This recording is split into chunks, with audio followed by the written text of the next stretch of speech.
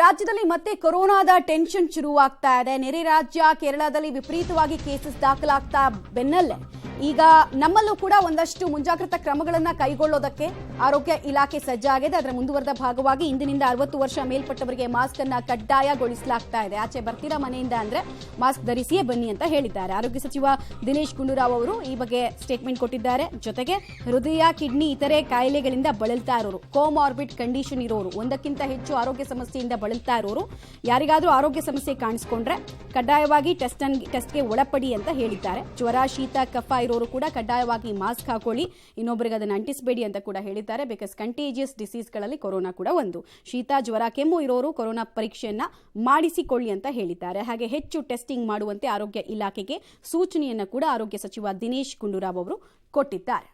ಇನ್ನು 60 ವರ್ಷ ಮೇಲ್ಪಟ್ಟವರಿಗೆ ಮಾಸ್ಕ್ ಅನ್ನ ಕಡ್ಡಾಯಗೊಳಿಸಲಾಗಿದೆ. ಇವತ್ತು ಸಂಜೆಯೇ ಸರ್ಕಾರದಿಂದ ಈ ವಿಚಾರವಾಗಿ ಆದೇಶ ಕೂಡ ಆಗುತ್ತೆ. ಹೃದ್ರೋಗ, ಕಿಡ್ನಿ ಸಮಸ್ಯೆ ಇದ್ರೆ ಮಾಸ್ಕ್ ಅನ್ನ ಧರಿಸಿ ಅನ್ನುವಂತಹ ಸಜೆಷನ್ ಅನ್ನು ಕೂಡ ಕೊಟ್ಟಿದ್ದಾರೆ. ನಿರೀಕ್ಷೆ ಇತ್ತು, ಟಫ್ ರೂಲ್ಸ್ಗಳು ಬರುತ್ತಾ ಅನ್ನುವಂತಹ ನಿರೀಕ್ಷೆ ಇತ್ತು, ಬಟ್ ಒಂದಷ್ಟು ನಿರ್ಬಂಧಗಳನ್ನ ಕೂಡ ಹೇರಬಹುದಾ ಅನ್ನುವ ನಿರೀಕ್ಷೆ ಇತ್ತು. ಬಟ್ ಅದೆಲ್ಲದಕ್ಕಿಂತ ಮುಂಚೆ ಒಂದಷ್ಟು ಕಾಮನ್ ಇನ್ಸ್ಟ್ರಕ್ಷನ್ ಅನ್ನು ಕೊಟ್ಟಿದ್ದಾರೆ.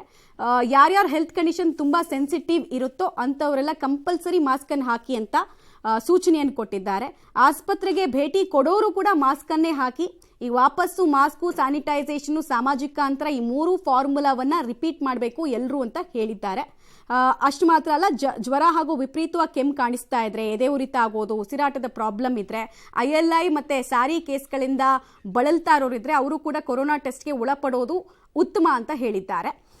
ಉಸಿರಾಟದ ಸಮಸ್ಯೆ ಇದ್ರೂ ಕೂಡ ತಡ ಮಾಡದೆ ಟೆಸ್ಟ್ ಅನ್ನು ಮಾಡಿಸ್ಕೊಳ್ಳಿ. ಕೊರೋನಾ ಡಿಟೆಕ್ಟ್ ಆದರೆ ಟ್ರೀಟ್ಮೆಂಟ್ ಅನ್ನು ಶೀಘ್ರ ಸ್ಟಾರ್ಟ್ ಮಾಡಬಹುದು ಅನ್ನೋದು ಆರೋಗ್ಯ ಇಲಾಖೆ ಲೆಕ್ಕಾಚಾರ.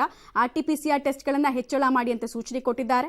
ಆತಂಕ ಯಾರು ಕೂಡ ಪಡಬೇಕಾಗಿಲ್ಲ. ಒಂದು, ಎರಡನೇದು, ನಾವು ಮೊನ್ನೆ ಸಭೆ ಮಾಡಿ ನಿನ್ನೆನೂ ಕೂಡ ನಮ್ಮ ತಾಂತ್ರಿಕ ಸಲಹಾ ಸಮಿತಿ ಏನಿದೆ ಡಾಕ್ಟರ್ ರವಿ ಅವರ ನೇತೃತ್ವದಲ್ಲಿ ಅವರು ನಿನ್ನೆ ಸಭೆ ಮಾಡಿದ್ದಾರೆ. ಈಗ ಕೆಲವು ಅಡ್ವೈಸರಿಗಳನ್ನು, ಸಲಹೆಗಳನ್ನು ಈಗ ನಾವು ಜನರಿಗೆ ನೀಡ್ತಾ ಇದ್ದೀವಿ. ಒಂದು, ಯಾರು 60 ವರ್ಷಕ್ಕಿಂತ ಹೆಚ್ಚಿರೋರು ಮತ್ತು ಯಾರಾದರೂ ಬೇರೆ ಬೇರೆ ಈ ಹೃದಯ ಮತ್ತು ಕಿಡ್ನಿ ಈ ಥರ ಕೋಮಾರ್ಬಿಡಿಟೀಸ್ ಇರ್ತಕ್ಕಂಥ ಜನರಿಗೆ ಮತ್ತು ಕಫ ಮತ್ತು ಜ್ವರ, ಕೆಮ್ಮು ಇಂಥ ಇರ್ತಕ್ಕಂಥವ್ರು ಎಲ್ಲರೂ ಕೂಡ ಕಡ್ಡಾಯವಾಗಿ ಮಾಸ್ಕನ್ನು ಹಾಕೋಬೇಕು ಅಂತಲೂ ಕೂಡ ಒಂದು ಸಾರ್ವಜನಿಕವ್ರಿಗೆ ಎಲ್ರಿಗೂ ಹೇಳ್ತಾ ಇದ್ದೀವಿ.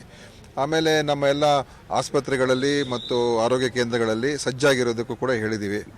ಹಾಗೆಯೇ ಇನ್ನು ಈ ಬಾರ್ಡರ್ ಜಿಲ್ಲೆಗಳೇನಿದೆ ಇಲ್ಲಿ ಹೆಚ್ಚಿನ ನಿಗ್ರಹ ಇನ್ನೂ ಹೆಚ್ಚಾಗಿರಬೇಕು. ಕೊಡಗು ಮತ್ತು ಮಂಗಳೂರು ಮತ್ತು ಚಾಮರಾಜನಗರ ಇಲ್ಲಿ, ಯಾಕಂದರೆ ಕೇರಳ ಬಾರ್ಡ್ರು ಇರುವಂಥ ಜಿಲ್ಲೆಗಳು. ಸೊ ಹೆಚ್ಚು ನಿಗಾವನ್ನು ವಹಿಸಬೇಕು ಅಂತಲೂ ಕೂಡ ಹೇಳಿದ್ದೀವಿ. ಆದ್ದರಿಂದ ಮತ್ತು ಹೆಚ್ಚು ಟೆಸ್ಟ್ಗಳನ್ನು ಮಾಡಿಸೋದಕ್ಕೆ ನಾವು ಈಗ ಆದೇಶ ಮಾಡ್ತಾ ಇದ್ದೀವಿ. ಯಾರ್ಯಾರಿಗೆ ಈ ಇನ್ಫ್ಲೂಯೆನ್ಸಾ ಇರ್ತಕ್ಕಂಥ ಕಾಯಿಲೆಗಳು ಅಥವಾ